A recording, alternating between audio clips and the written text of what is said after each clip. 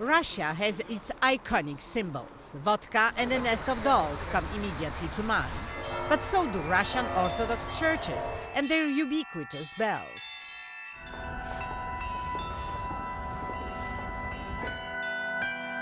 In fact, you can still make a living as a bell ringer here. And that's what this man does. And his passion led him to revive an old tradition of flat bells that was almost completely forgotten. The flat bell sounds like a traditional bell, but the shape is much simpler. The brass plate is called bila, and several bilas are suspended on a wooden frame.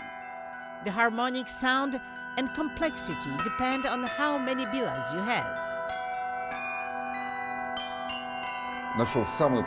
I found the simplest form, which gives the most beautiful and the longest sound.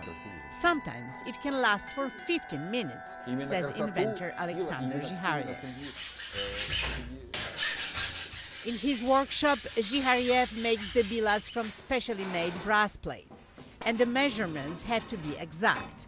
If they aren't, he has to make the necessary holes to get the tone he desires. Every bila generates 4 to 5 different sounds, like normal bells. But multiply that by the number of bilas and you can get dozens of different sounds. I often receive orders for 20, 30 and up to 60 bilas instruments, he says.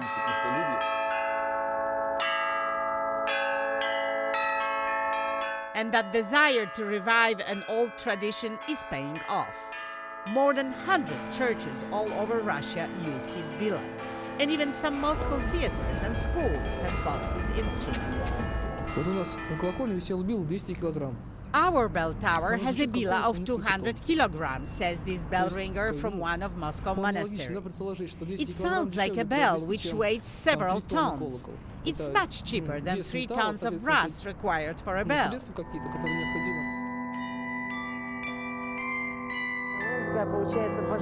Classical music as well as improvisation on this instrument sounds like a music from heaven, God's music, says this musician and a long-time collaborator. Whether it is at this Christmas market or here on the former Tsar's estate, the audiences are delighted by what they hear. Sweet music straight from heaven. Alexandra Shatska, CBC News, Moscow.